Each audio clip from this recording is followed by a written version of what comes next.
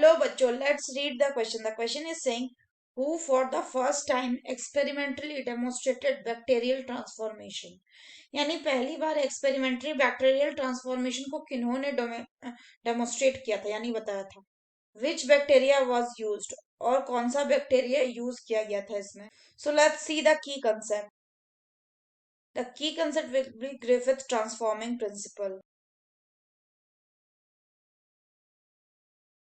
तो अगर ग्रिफिथ के ट्रांसफॉर्मिंग प्रिंसिपल की बात करें तो इन्होंने स्ट्रेप्टोकोकस निमोनी पे काम किया था. किस पे काम किया था?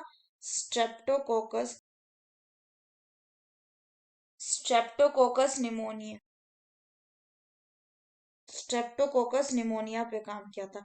ये इन्होंने क्या देखा था कि ये जो बैक्टीरिया है इसके दो स्ट्रैंड है. कितने स्ट्रैंड है? 2 स्ट्रैंड्स. एक होता है वायरुलेंट और दूसरा होता है नॉन वायरुलेंट स्ट्रैंड. एक होता है वायरुलेंट स्ट्रैंड और दूसरा होता है नॉन वायरुलेंट स्ट्रैंड. जो ये वायरुलेंट स्ट्रैंड होता है ये निमोनिया कॉज करता है. तो ये क्या करता है? It causes pneumonia. जो वायरुलेंट स्ट्रैंड हो गया इसको क्या कहा गया? इसको कहा गया एस स्ट्रैंड. एंड जो नॉन वायरुलेंट स्ट्रैंड हो गया ये डिजीज कॉज नहीं करता. Does not cause the disease. Does not cause any disease. इसको क्या कहा गया? इसको कहा गया आर स्ट्रैंड.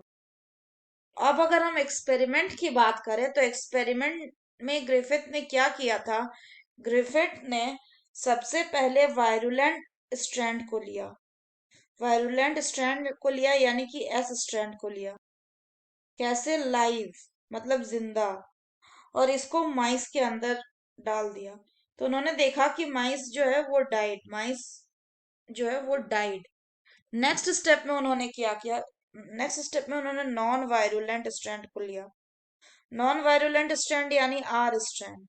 आर स्ट्रैंड को लिया और इस बार भी उन्होंने माइस के अंदर उसको डाल दिया. तो देखा कि माइस जो है वो सरवाइव कर गया. तीसरे केस में उन्होंने क्या किया? तीसरे केस में उन्होंने फिर से वायरुलेंट वायरुलेंट एस स्ट्रैंड को लिया. एस स्ट्रैंड को लिया. बट इस बार उन्होंने क्या किया? इसको हीट किल्ड कर दिया. और उसके बाद इसको क्या किया? माइस के अंदर इंजेक्ट किया.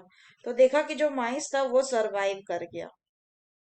लास्ट में उन्होंने क्या किया? लास्ट में उन्होंने लिया heat killed S strand. Heat killed S strand. S strand को तो हीट किल दिया बट लाइव आर स्ट्रैंड, मतलब जो नॉन वायलेंट स्ट्रैंड था आर स्ट्रैंड, उसको जिंदा लिया.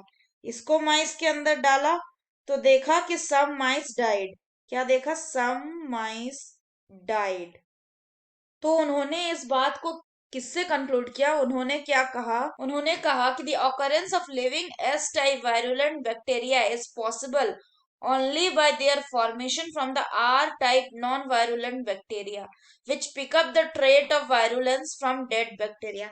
मतलब कहा गया कि जो आर स्ट्रैंड था वही ट्रांसफॉर्म हो गया एस स्ट्रैंड में. कैसे? एस स्ट्रैंड से उसने कुछ अपना ऐसा कोई भी केमिकल अब्सॉर्ब किया होगा जो कि वायरुलेंस शो करता है, उसको आर स्ट्रैंड ने अब्सॉर्ब किया और वो खुद वायरुलेंट में कन्वर्ट हो गया. तो क्या कहा उन्होंने? The occurrence of living S-type virulent bacteria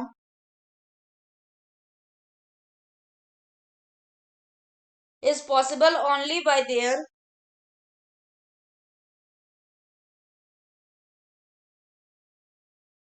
formation from R-type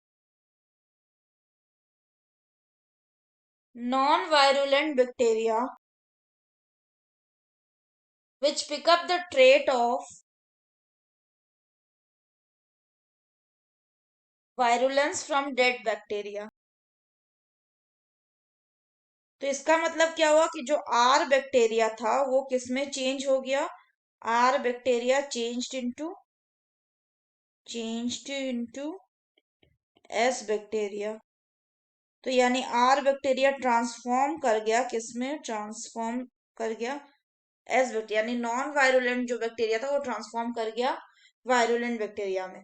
so that's all for the question बच्चों. होप आप सभी को समझ में आया होगा. Best of luck.